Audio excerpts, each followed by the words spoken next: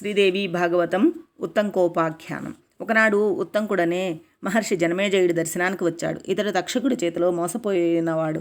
ప్రతీకారం తీర్చుకోవడానికి మార్గం అన్వేషిస్తూ జనమేజయుడి దగ్గరికి వచ్చాడు. వస్తూనే రెచ్చగొట్టే మాటలు పలికాడు. జనమేజయ, నిన్ను చూస్తుంటే జాలి వేస్తోంది. కార్యాలు తెలుసుకోలేని పసిబాలుడిలా కనిపిస్తున్నావు. చెయ్యవలసిందేమో చెయ్యడం లేదు, చెయ్యకూడనివన్నీ చేస్తున్నావు. కసి పౌరుషం లేని నీ వంటి చప్పటి మనిషికి నేనేమి చెప్పి ఏమి ప్రయోజనం? తంత్రం తెలియదు, మంత్రం తెలియదు, ఎవరు శత్రువులో అంతకన్నా తెలియదు, అన్నీ బాలచేష్టలు అంటూ తల తిప్పి చేదరింపుగా గొణుక్కున్నాడు. ఉత్తంకర్షి, నీ మాటలు నాకేమీ అర్థం కావడం లేదు. నేను ఏ వైరాన్ని తెలుసుకోలేదు, ఏ ప్రతీకారం చెయ్యలేదు. వివరంగా చెప్పప్పుడు ఏం చేయాలో అది చేస్తాను. రాజా, తెలియదన్నావు కాబట్టి చెబుతున్నాను విను. మీ నాన్న ఎలా చనిపోయాడో తెలుసా? సహజ మరణం కాదు, దుర్మరణం. తక్షకుడనే దుష్టుడు పొట్టన పెట్టుకున్నాడు. కావలిస్తే ఉన్నారు కదా నీ వేద వృద్ధమంత్రులు, వారిని అడుగు. జనమేజయుడు వెంటనే మంత్రులను పిలిపించి విషయం అడిగాడు. విప్రశాపం కారణంగా తక్షక సర్ప సందష్టుడై పరీక్షిత్తు దివంగతుడైన సంగతి వారు వివరించి చెప్పారు. అవును, మరి విప్రశాపం కారణం తప్ప తక్షకుడికి తప్పేముంది అని జనమేజయుడు ఎదురు ప్రశ్న వేశాడు. ఆహా, అలాగా నాయనా, పుష్కలంగా ధనం ఇచ్చి కశ్యపుడిని వారించలేదా ఆ దుష్టుడు? కాపాడగలిగిన వాడిని కొనేసి వెనక్కి దారి మళ్ళించిన వాడు శత్రువు కాక మిత్రుడవుతాడా? నీకంటే మునిబాలకుడైన రురుడు నయం. వెనకటికి ఒక పాము తాను వివాహమాడబోయిన ప్రమద్వరను కరిచి చంపిందని ప్రతిజ్ఞ చేసి సర్ప సంహారం మొదలుపెట్టాడు. ఎప్పుడూ కర్రపుచ్చుకునే తిరుగుతూ కనిపించిన పామునల్లా బాధి చంపాడు. కొన్నింటికి వెతికి మరీ చంపాడు. ఇలా చంపుతుండగా ఒక వనంలో డుండుభం అనే ముసలి పాము కంటపడింది. చంపబోయాడు. అది రురు, నేను నీకు ఏ అపకారం చేశానని చంపుతావు అని ప్రశ్నించింది. రురుడు తన ప్రియురాలి మరణం, తన ప్రతిజ్ఞాకరణం వివరించి అందుకని చంపుతానన్నాడు. రురు, నీ ప్రమాద్వరను కరిచింది నేను కాదు. అసలు ఇంతవరకు నేనెవరిని కరవలేదు. మిగతా పాములు కరిస్తే కరవవచ్చు. రూప సామ్యాన్ని బట్టి నన్ను చంపడం నీకు భావ్యం కాదు. హేతుబద్ధమైన ఈ మానవ సంభాషణలకు రురుడు ఆశ్చర్యపోయాడు. నువ్వు ఎవరివి? సర్పరూపం ఎందుకు పొందావు అని అడిగాడు. రురు, చెబుతున్నాను విను. నేను బ్రాహ్మణుణ్ణి. చిన్ననాట నాకు మిత్రుడుండేవాడు. అతడి పేరు ఖగముడు. మహాతపస్వి, ఒట్టి అమాయకుడు. ఒకరోజున అతడు ఏకాగ్రచిత్తంతో అగ్నిహోత్రం చేసుకుంటున్న సమయంలో నేను వెళ్ళాను. ఎండుగడ్డని వెంటి చుట్టి పాముగా చేసి అతన్ని భయపెట్టాను. బాలచేష్ట కానీ అతడు నిజంగా భయపడిపోయాడు. గజగజ వణికిపోయాడు. నేను కేరింతలు కొడుతుంటే పట్టరాని కోపంతో శపించాడు. పామునై పొమ్మన్నాడు. గబగబా వెళ్ళి గడ్డితాడు చూపించాను. ఇది నిజం పాము కాదని వివరించాను. అప్పటికీ భయం తీరి ఖగముడు కొంత శాంతించాడు. మందబుద్ధి, నన్ను భయపెట్టావు కాబట్టి శపించాను. నువ్వు పామువు కాక తప్పదు. అయితే మళ్ళీ నువ్వే నా భయం తీర్చావు కాబట్టి శాప విమోచనం చెబుతాను విను. ప్రమతి కుమారుడు రురుడు వచ్చి నీకు శాప విముక్తి కలిగిస్తాడు అని నన్ను ఓదార్చి ఖగముడు వెళ్ళిపోయాడు. ఇది నా కథ. నువ్వు రురుడివి, నేను విప్రుణ్ణి. ఒక మంచి మాట చెబుతాను, ఆలకించి అర్థం చేసుకో. అహింస ఒక్కటే ఉత్తమోత్తమ ధర్మం. విప్రులను మరీను. వాళ్ళు విద్యా వివేక సంపన్నులు కనుక సకల జీవరాశి పట్ల దయగా ఉండాలి. యజ్ఞాలలో మినహా మరెక్కడా ఏ హింస చేయకూడదు. అహింసా పరమో ధర్మ విప్రాణం నాత్ర సంశయ.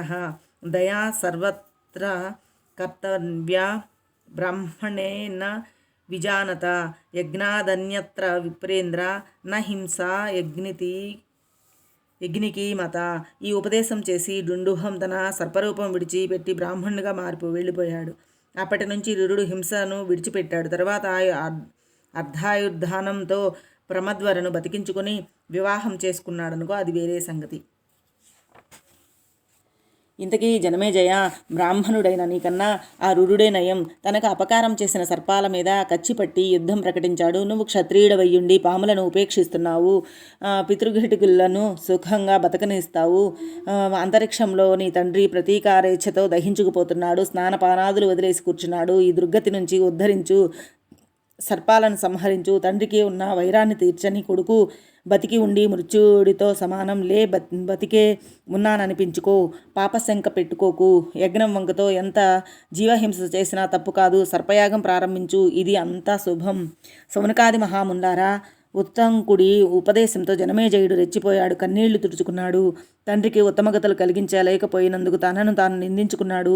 ఈరోజే యాగం ప్రారంభించి పితృరుణం తీర్చుకుంటానన్నాడు. భగభగలాడుతున్న మంటల్లో సర్పాలను ఆహుతి చేసి ప్రతీకారాజ్ఞ చల్లార్చుకుంటానన్నాడు. మంత్రులను అందరినీ పిలిచాడు. గంగా తీరంలో భూమి కొలిపించి చదును చేయించండి. 100 స్తంభాలతోనూ అందంగా మండపం కట్టించండి. యజ్ఞవేదిని నిర్మించబడి యజ్ఞ సంబరాలు సమకూర్చండి. నేను సర్పయాగం చేయాలి. యజ్ఞ పశువు, తక్షకుడు, యజ్ఞహోత, ఉత్తంకుడు, వేద పండితులందరినీ ఆహ్వానించండి. త్వరగా రాజాజ్ఞ మేరకు అన్నీ ఏర్పాటయ్యాయి. సర్పహవనం మొదలైంది. తక్షకుడు భయపడ్డాడు. ఇంద్రుడి సన్నిధికి పరిగెత్తాడు. అతడు ఓదార్చి అర్ధసింహాసనంలో కూర్చోబెట్టుకుని అభయం ఇచ్చాడు. ఉత్తంకుడిది గ్రహించాడు. పట్టుదల పెరిగింది. సహేంద్ర తక్షక స్వాహ అంటూ ఇంద్రుడితో సహా తక్షకుడిని నియంత్రించాడు. ఇద్దరూ వచ్చి యజ్ఞకుండంలో పడాలి. అంతలోకి తక్షకుడు ఆస్తికుణ్ణి తలుచుకున్నాడు. అతడు యాయావర కులోద్భవుడు, ధర్మాత్ముడు, జరత్కారుని కొడుకు. ఆ మునిబాలుడు ఆస్తికుడు జనమేజయుడిని సమీపించి ప్రశంసావాక్యాలు పలికాడు. రాజు సంతోషించి ఆ బాలపండితుణ్ణి బహుదా అర్చించి సత్కరించాడు. ఏమి కావాలో కోరుకోమన్నాడు. అతడు వెంటనే ఈ యజ్ఞం ఆగిపోవాలని కోరుకున్నాడు. మాటకు నిలబడే మహారాజు కనుక యజ్ఞాన్ని ఆపేశాడు. సర్పహోమం ఆగిపోయింది. ఆస్తికుడు సంతోషించాడు. వైశంపాయుణ్ణి పిలిచి జనమేజయుణ్ణి వ్యాసభారతం వినిపించమన్నాడు. విన్నా రాజుకు మనశ్శాంతి లభించలేదు. సాక్షాత్తుగా వ్యాసుణ్ణే అడిగాడు. హే భగవాన్ వ్యాస, నా మనస్సు దహించుకుపోతోంది. అర్జునుడంతటి వాడికి పౌత్రుడు మా తండ్రి సంగ్రామంలో మరణిస్తే అది క్షత్రియులకు గౌరవప్రదం. ఇంటిలో మరణించినా కనీసం అది సహజ మరణమైతే అదొక పద్ధతి. ఇదేమిటి దారుణం? మా తండ్రి గారిది దుర్మరణం. అంతరిక్షంలో దాహార్తుడై వేలాడుతున్నాడు. శాంతి ఉపాయం చెప్పు. వెంటనే మా తండ్రి గారు దుర్గతి తప్పి స్వర్గానికి వెళ్ళే ఉపాయం చెప్పు. నాకు మనశ్శాంతిని ప్రసాదించు. జనమేజయుడు అభ్యర్థించాడు. సత్యవతి సుతుడు సభామండలంలో కూర్చొని సమాధానం చెప్పాడు. చిరంజీవి జనమేజయ, అతి రహస్యము, అద్భుతము ఒక పురాణం చెబుతున్నాను, శ్రద్ధగా ఆలకించు. శుభప్రదమైన భాగవతం ఇది. ఇందులో ఎన్నో కథలు ఉపకథలు ఉంటాయి. ఒకప్పుడు నా కుమారుడు శుకుడికి వినిపించాను, ఇప్పుడు నీకు వినిపిస్తున్నాను. ఇది పరమగ గుహ్యం సుమా. విన్నంత మాత్రాన చేతనే చతుర్విధ పురుషార్థాలు సిద్ధిస్తాయి. ఆగమ రహస్యాలన్నీ తెలుస్తాయి. ఉపోద్ఘాతం సాగుతుండగానే జనమేజయుడు తగిలాడు. ఈ ఆస్తికుడు ఎవరు? నా సర్పయాగం ఎందుకు ఆపాడు? పాములను కాపాడవలసిన అవసరం అతనికేమిటి? ఇదంతా సవిస్తరంగా చెప్పి అటుపైన పురాణం వివరించు అన్నాడు. అలాగేనన్నాడు వ్యాసుడు. ఆస్తికా వృత్తాంతము. జనమేజయ, జరత్కారుడు అని ఒక మునీశ్వరుడు ఉన్నాడు. శాంత స్వభావుడు. గృహస్థాశ్రమం స్వీకరించలేదు. అతడు ఒక రోజున ఒకనొక అడవిలో పెద్ద గోతిలో వేలాడుతున్న తన పూర్వీకులను చూచాడు. ఏమిటి ఈ దారుణమని ఆశ్చర్యపోయాడు. అప్పుడు ఆ పెద్దలు అన్నారు, నాయనా, నువ్వు త్వరగా వివాహం చేసుకో. అప్పటిదాకా మా పని ఇంతే. ముక్తి లేదు, స్వర్గం లేదు. జరత్కారుడు సమాధానం చెప్పాడు. సనామధేయురాలు నాకు అతి వివస్సురాలు అయాచితంగా దొరికితే తప్పకుండా వివాహం చేసుకుంటానని మాట ఇచ్చి తీర్థయాత్రలకు బయలుదేరాడు. ఇది ఇలా ఉండగా కశ్యప ప్రజాపతి భార్యలు కద్రు, వినతలు ఓ సాయంకాలం వేళ సముద్ర తీరంలో విహరిస్తూ అల్లంత దూరాన ఒక దివ్యాశ్వాన్ని చూశారు. దాని రంగు ఏమిటి అనుకున్నారు. శ్వేతాశ్వమంది వినత, కృష్ణ వర్ణమంది కద్రూప. వాదులాడుకున్నారు, పందెం వేసుకున్నారు, దాసిత్వం పణంగా పెట్టుకున్నారు. రేపు వచ్చి దగ్గరకు వెళ్ళి చూసి తేల్చుకుందాం అనుకున్నారు.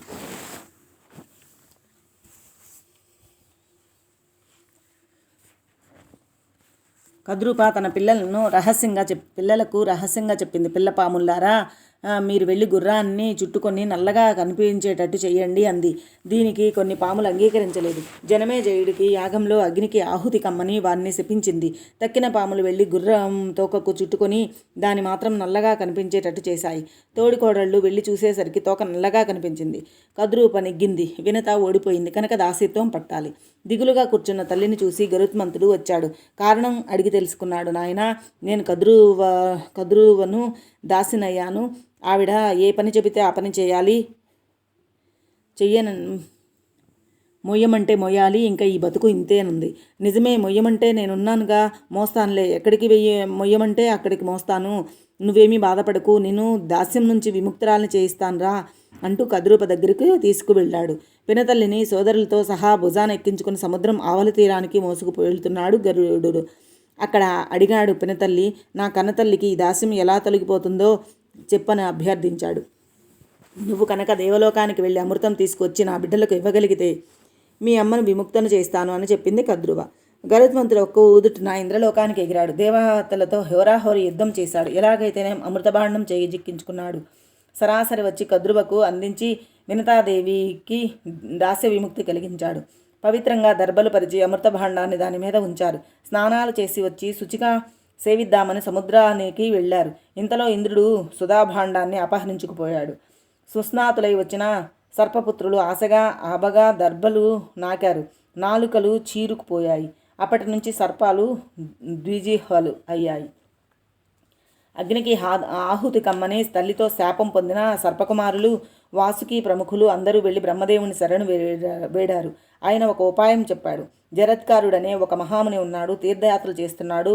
అతడికి వాసుకి సోదరి జరత్కారును ఇచ్చి వివాహం చెయ్యండి. అతడు సనామధేయురాల్ని వివాహం చేసుకుంటాడు. జరత్కారులతో ఆస్తికుడనే కొడుకు పుడతాడు. అతడు మిమ్మల్ని కాపాడుతాడు, వెళ్ళండి అని బ్రహ్మదేవుడు చెప్పి పంపించాడు.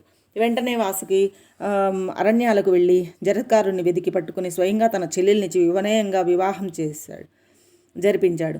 ఆనాడు అప్రియం చేసిందంటే చాలు వదిలేస్తానని నియమం పెట్టి జరత్కారుడు ఆమెను స్వీకరించాడు.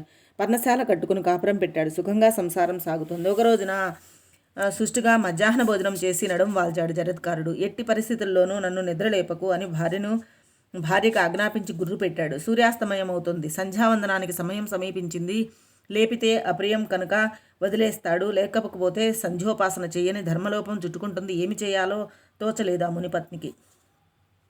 ఈ రెండింటిలో నరకానికి తీసుకుపోయే ధర్మహాని కన్నా మొదటిదే మేలనుకుంది. అంతగా వదిలేస్తే మహా అయితే మరణిస్తాను, అంతే కదా, పర్వాలేదు అనుకుని భర్తను నిద్రలేపింది. సాయం సంధ్యకు వేళ అయ్యింది. లేవండి లేవండి అంది. లేస్తూనే మండిపడ్డాడు జరత్కారుడు. నిద్రలేపి ఇంత అప్రియం చేస్తావా? నిన్ను వదిలేసి నేను పోతున్నాను, నువ్వు నీ సోదరుడి ఇంటికి పో అన్నాడు భయంతో వణికిపోతూ. ఆమె అన్నది కదా, మా అన్నగారు ఏ ఫలం కోరి నన్ను నీకిచ్చి వివాహం చేశాడో అది మరెలా నెరవేరుతుంది అని రవంత సిగ్గుపడుతూ నుంచుంది. చీకు చింత లేని జరత్కారుడు గుమ్మం దాటబోతూ క్షణమాగి ఈ సందేహానికి సమాధానంగా తదాస్తి అనేసి వెళ్ళిపోయాడు. మునికాంత వాసుకి ఇంటికి వచ్చేసింది. ఏమిటి విషయమని అన్నగారు అడిగితే తదాస్తి వరకు చెప్పింది. వాసుకు సంతోషించాడు. జరత్కారుడు సత్యసంధుడు గనుక అతడి మాటను విశ్వసించి సోదరి లాలనగా చూసుకున్నాడు. తర్వాత కొంతకాలానికి సోదరి ప్రసవించింది. మగబిడ్డ పుట్టాడు. అతడే ఆస్తికుడు. జనమేజయ, తల్లివైపు బంధువులను కాపాడుకోవడం కోసం ఆస్తికుడు వచ్చి నీ సర్పయాగాన్ని ఆపించేశాడు. ఆ యాయావరకులీనుడు వాసుకి మేనల్లుడు అయినా ఆ మునిబాలుడి కోరికను మన్నించడం నువ్వు చేసిన గొప్ప పుణ్యకార్యం. సరే నాయన, భారతమంతా విన్నావు, అయినా మనశ్శాంతి కలగలేదు. నీ తండ్రికి దుర్గతి తొలగి స్వర్గతి లభించలేదు. అందుచేత సువిశాలంగా సర్వాంగ సుందరంగా భక్తి ప్రపత్తులతో దేవీ ఆలయం కట్టించు. నీ సకల వాంఛితాలు సిద్ధిస్తాయి. భక్తితో కనుక నిత్యం పూజిస్తే ఆ శివాని నీ వంశాన్ని వృద్ధి పొందిస్తుంది, నీ రాజ్యాన్ని సిద్ధపరిచి రక్షిస్తుంది. విధి విధానంగా దేవీ యజ్ఞం చేసి శ్రద్ధగా దేవీ భాగవతం విను. నవరసాలతో వినసంపుగా ఉండే ఈ దివ్య పురాణాన్ని నీకు వినిపిస్తాను. తరిద్దువు గాని ఇంతకన్నా వినదగిన పురాణం మరొకటి లేదు. ఇంతకన్నా ఆరాధించగలిగిన దేవత లేదు. నశ్రోతవ్యం పరం చాస్మోత్పురాణా ద్విద్యస్తే భువి నారాధ్యం విద్యతే రాజన్ దేవీ పాదాంబుజాధృతే. జనమేజయ, ఎవరి హృదయంలో జగజ్జనని ఇష్టపడి ప్రేమతో నివసిస్తుందో నిజంగా వారి జన్మధన్యం. దేవిని పోవడం కన్నా ఈ ప్రపంచంలో దుఃఖం లేదు. ఆరాధించని వారంతా దుఃఖబాగులే. బ్రహ్మాదులే భక్తితో అర్చించే దేవీ పాదపద్మాలను ఆరాధించనే మనిషి ఉంటాడని నేను అనుకోను. శ్రీమద్ దేవీ భాగవతం శ్రద్ధగా విను. నీకు మనశ్శాంతి లభిస్తుంది. నీ పితృదేవతలు తరించి శాశ్వత పుణ్యలోకాలను పొందుతారు. ద్వితీయ స్కందం 722 శ్లోకాలు సమాప్తం.